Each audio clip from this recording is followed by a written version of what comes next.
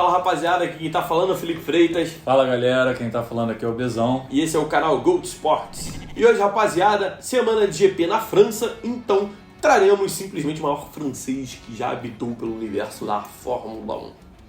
Gold na história de Alain Prost. Isso mesmo, aquele odiado, aquele que não pode ser falado aqui no Brasil. Pois é, quem sabe você conhecendo um pouco mais da história de Alain Prost, você passe a tolerar um pouco mais. O que eu acho muito difícil, mas quem sabe, né? Tenta sorte aí, assiste o vídeo até o final, que vocês vão descobrir um pouco da história desse gigantesco piloto.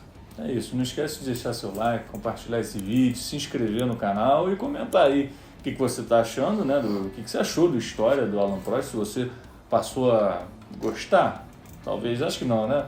Respeitar sim, mas qual foi o seu sentimento depois de assistir esse vídeo? Pois é, também segue a gente nas nossas redes sociais e lá na roxinha. Já estou até de roxo para você seguir a gente na roxinha. @canal Gold Sports. E agora vamos pro vídeo falar um pouco de Alain Prost.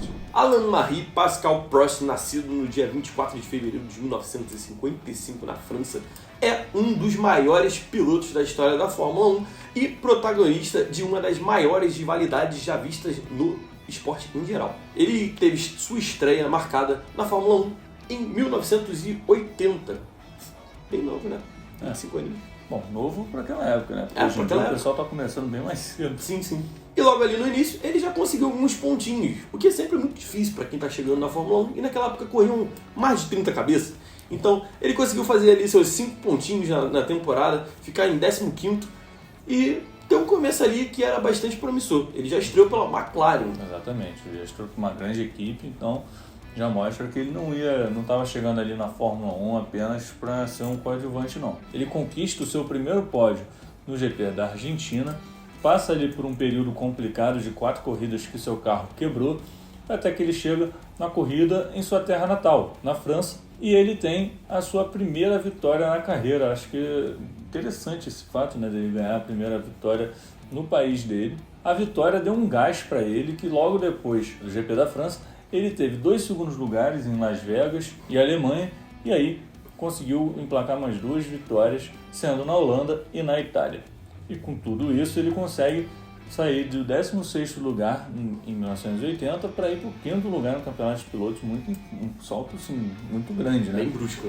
Em 1982 ele começa ali o campeonato a todo vapor e dá sequência às suas boas performances. Ele vence as 2 primeiras corridas, contudo, o carro ainda era muito pouco confiável e não deu chance do Alain Prost buscar os títulos ali e uma posição melhor no campeonato, o que faz dele ali ficar meio que passar esse campeonato batido. Não conseguiu ter um grande destaque assim na temporada, como ele já vinha tendo nas 2 temporadas anteriores. Chegamos ao ano de 1983, Prost tem um carro mais confiável e se vê numa disputa direta com o Nelson Piquet em 1983, e quem levou a melhor foi o brasileiro, que mesmo vencendo menos corridas no ano, faturou o título mundial de pilotos. E isso deu uma frustrada no Prost, né? Então ele resolveu que ia mudar de equipe no ano seguinte, no ano de 1984. Então em 1984 ele troca de casa. Na verdade não era uma casa tão nova, ele volta para a McLaren. E ele na McLaren ele faria dupla com um cara que é mediano ali, né? Simplesmente Niki Lauda, que já era bicampeão até então. Só isso. O Alain Prost deu muito trabalho pro Lauda ali na primeira temporada dele, porque eles disputaram ponto a ponto o título e o Lauda faturou com 0,5 pontos de diferença do Prost. Pois para quem não sabe, né, tem uns regulamentos lá onde a pontuação não é completa quando uma corrida não é completada até uma certa porcentagem, eu acho que 70%. Dito isso, uma corrida que o Prost tinha vencido em Mônaco e o Lauda não tinha terminado, foi a que definitivamente deu o título pro Lauda aí. Talvez tenha sido a menor diferença da história da Fórmula 1 entre... Se não foi a menor, foi uma das menores. É muito difícil ter uma diferença menor do que essa, é algo muito bizarro. Mas a gente já via que o Prost estava entre os pilotos que disputavam o título, que iriam ser campeões da Fórmula 1 em algum momento. A gente viu ali que 2 anos ali ele já estava querendo beliscar um títulozinho. Ele estava tendo alguns percalços no caminho, Pois é. né? E 83 disputou diretamente, e 84 novamente, então pelo menos de 2 anos ele já estava mais credenciado. E aquilo que não estava chegando nos anos anteriores, em 1985 chegou para ele com sobra. O Prost garantiu o campeonato mundial, vencendo 5 corridas, marcando 73 pontos, um desempenho avassalador, muito acima do seu companheiro de equipe, que era o tricampeão mundial Niki Lauda, fez 14 pontos. A pontuação do Prost foi tão expressiva nesse ano que a McLaren garantiu o título de construtores mesmo com a baixa pontuação do Lauda, que realmente, se um piloto faz 73 e outro faz 14, era a diferença. Tirou ali da fila o prodígio. Pois é. Em 1986, então, o Lauda anuncia sua aposentadoria e o Keke Rosberg substituiria ele ali na McLaren. Já nessa temporada, o início foi um pouco complicado para o Prost vencer essa temporada, porque o ritmo das Williams estava absurdo com o Piquet e o Mansell. O Mansell, que liderava o campeonato, né, infelizmente viu ele escapar na última corrida ali na Austrália, onde ele teve que se retirar, e a corrida foi vencida pelo Alain Prost, que se sagrou campeão, sendo ali o campeão menos provável daquela temporada, porque todo mundo esperava que o Mansell levasse, né? Ele estava ali com os pontos de diferença. O Prost venceu com apenas 2 pontos de diferença, para vocês terem noção. Ou seja, ele precisou ganhar a corrida, o Mansell sair e ele mesmo assim só ganhou com 2 pontos de diferença. O Piquet ficou em terceiro no campeonato, com 5 pontos a menos do que o Prost, e ele tinha terminado aquela corrida da Austrália em terceiro. No ano de 87, o Prost ia ter uma queda de rendimento ali por conta da McLaren. Mas um fato interessante é que o seu companheiro de equipe não era mais o Keke Rosberg, era o Stefan Johansson. O Prost terminou o ano de 87 em quarto lugar com 46 pontos, atrás do Piquet, que foi o campeão, o Mansell, que foi segundo, e atrás do Ayrton Senna, que ficou em terceiro pela Lotus. Então, o Senna já estava aparecendo ali. E por falar em Senna, que já estava no radar, foi anunciado que Ayrton Senna seria um novo parceiro do Alain Prost na McLaren. Então, formando assim o que na época eles já sabiam, a dupla mais talentosa de todo o grid. Então, o resultado não poderia ter sido melhor. A McLaren simplesmente dominou todo o campeonato. De 16 provas, Alain Prost e Ayrton Senna venceram 15. E a disputa do título ficou entre os dois pilotos da escuderia inglesa.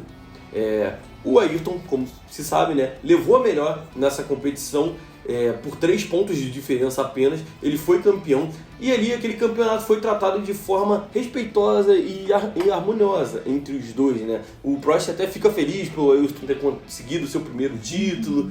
Então a rivalidade entre os dois começou de uma forma muito respeitosa e até de certa forma divertida ali, descontraída, um clima de companheirismo, o que mudaria completamente na temporada seguinte.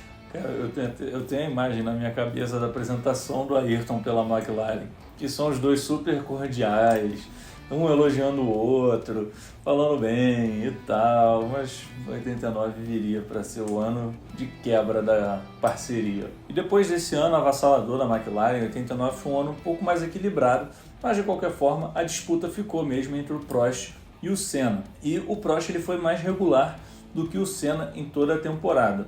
O Senna ele teve 6 abandonos ali, isso aí pode botar acidentes, quebras do motor, enfim, então abandono em geral, né? Enquanto o Prost só teve 3. Isso começou a fazer uma diferença ali. Em questão de vitórias, o Senna ele venceu 6 vezes, o Prost venceu 4. Só que o que mais fez a diferença na pontuação dos pilotos foi que o Senna só foi para o pódio 7 vezes, ou seja, das 6 vitórias, das 7 vezes que ele foi, 6 foram vitórias e uma que foi segundo lugar. Enquanto o Prost foi para o pódio 11 vezes, então ele conseguiu pontuar mais.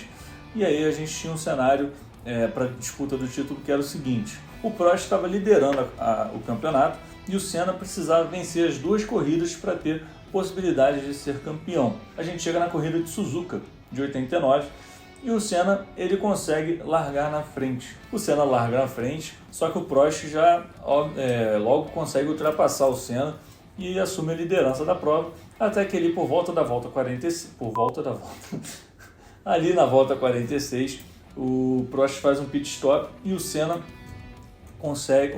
faz um pit stop e volta à frente do Prost com um ritmo muito mais forte. E aí, em um momento que eles estão disputando a posição, o Prost joga o carro em cima do Senna e sai da pista. A questão é que o brasileiro conseguiu retornar. Ele falou para os stewards para ajudarem ele a voltar para a pista. Ele foi para a pista pela área de escape e voltou para a corrida, e aquilo ali estava deixando o campeonato em aberto. A questão principal era que o Prost tinha um relacionamento muito forte com o presidente da FIA, o Jean-Marie Balestre, que é um cara muito controverso, para não dizer outra coisa. Então, em determinado momento, enquanto estava sendo a corrida, o Prost já tinha saído, foi visto o Prost na cabine lá dos comissários, dando aquela conversa, né, no Balestre, e o Ayrton foi desclassificado da corrida por conta dessa volta ilegal, né?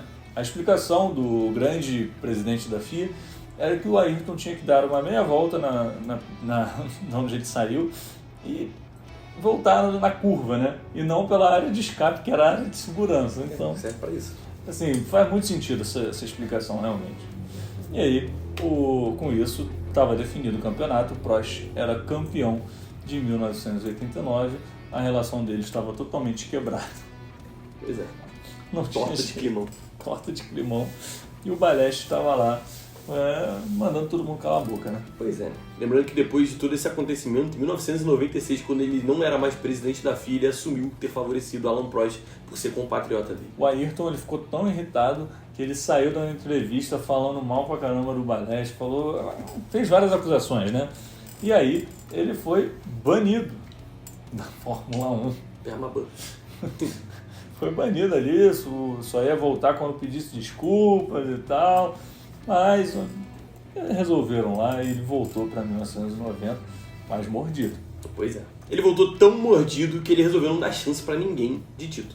Lembrando que aconteceram algumas mudanças aí. Não tinha mais clima para Alain Prost e Senna estarem na mesma escuderia, então o Prost foi, ele não foi demitido, mas a McLaren não fez tanta questão de manter ele ali no grid. Então ele rumou a Ferrari, que em contrapartida mandou o Berger para ser o novo companheiro de equipe do Ayrton Senna na McLaren. O Senna foi avassalador, não deu chance para os concorrentes e se deu até ao luxo de se retirar, se abandonar a corrida nas últimas três circuitos. Ele não terminou. Dito isso, o Alain Prost ganhou uma corrida, se retirou em outra e ficou em terceiro. Essa que se retirou é o ponto da polêmica. Pois é, voltamos ao Japão em 1990 e o Ayrton largaria na frente mais uma vez, seguido de Alain Prost, que ainda tinham chances remotas de ser campeão mundial daquele ano. Contudo, o Ayrton não poderia perder essa oportunidade, deixar passar a oportunidade de dar o troco no Alain Prost. E o que aconteceu foi que na largada o Prost ultrapassa o Ayrton Senna. Ele realmente largou um pouco mal, eu não sei se ele largou mal de propósito ou se ele realmente largou mal. Ele tinha largado mal um ano antes também, ele tinha feito a pole, tinha largado mal no Japão. Enfim, difícil saber. E na primeira curva ele não deu nem chance pro azar. Ele não fez a mínima questão de tirar o carro numa curva que o Prost dá uma espremida, mas é aquela espremida padrão de corrida. E o Ayrton não fez a mínima questão de retirar o carro, o que me deu a sensação ali de que ele acelerou até um pouco mais ali para não ter erro e se choca contra o carro do Prost, fazendo com que os dois saiam da corrida e os carros ficam completamente destruídos, coroando assim o título do Ayrton Senna em 1990, ali o Prost confirmando o seu vice-campeonato. É de conhecimento público de que o Ayrton, mesmo depois desse acidente, desse troco, ele não ficou muito confortável com aquela situação, ele não está muito efusivo ali comemorando, não está muito empolgado e tudo mais, mas ali seria o segundo ano do ápice da rivalidade de Alain Prost e Ayrton Senna. O Prost até fala que talvez tenha sido o lance mais feio da carreira do Ayrton, que ele certamente se arrependeu e tudo mais, porque mais pra frente eles vão ter uma relação um pouco mais cordial, e aí o Prost fala que o Ayrton falou isso pra ele e tudo mais. Mas eu acho que, como dizem, né? Quando você conta mentira, o seu nariz cresce. Então ele sabe, né? Talvez isso não seja verdade, só você olhar pra cara do Prost.